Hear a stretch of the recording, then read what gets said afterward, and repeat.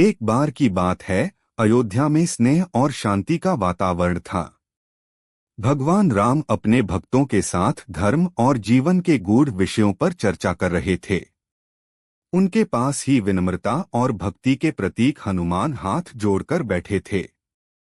कुछ क्षणों के बाद भगवान राम ने मुस्कुराते हुए हनुमान जी से एक प्रश्न पूछा। हे प्रिय हनुमान, बताओ, इस संसार में माता और पिता का स्थान कहाँ है? उनका महत्व कितना बड़ा है? हनुमान जी ने यह प्रश्न सुना तो उनकी आंखों में आदर और भक्ति झलकने लगी।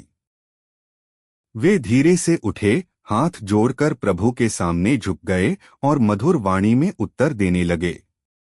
प्रभु, माता और पिता का स्थान इस संसार में सबसे ऊंचा और पूजनीय है। माता वह होती है जो अपने गर्भ में हमें 9 महीने धारण करती है, अपने प्राणों की चिंता किए बिना हमें जन्म देती है। उसका प्रेम निस्वार्थ होता है, उसकी ममता सागर से भी गहरी होती है। वह हमारे हर दुख को अपने ऊपर ले लेती है और हमेशा हमारी खुशी के लिए जीती है। थोड़ा रुककर हनुमान जी ने आगे कहा, और पिता वह होते हैं जो हमें जीवन का सही मार्ग दिखाते हैं। वे हमें अनुशासन सिखाते हैं, संघर्ष करना सिखाते हैं और हमें इस योग्य बनाते हैं कि हम संसार में सम्मान के साथ जी सकें।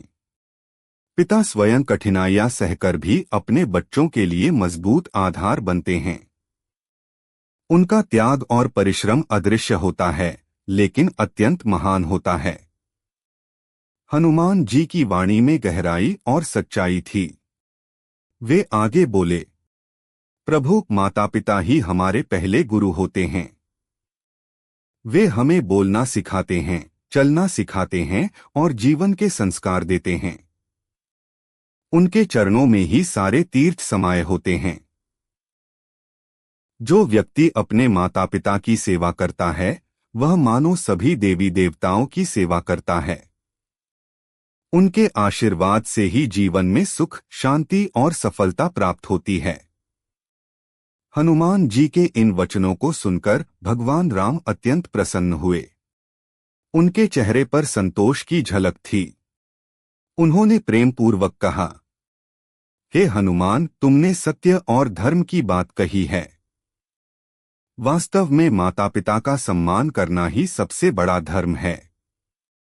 जो व्यक्ति अपने माता पिता की सेवा करता है, वह सच्चा धर्मात्मा होता है और उसे जीवन में कभी किसी चीज की कमी नहीं होती। सभा में उपस्थित सभी लोग इस ज्ञान से प्रभावित हुए। सभी के मन में माता पिता के प्रति सम्मान बढ़ा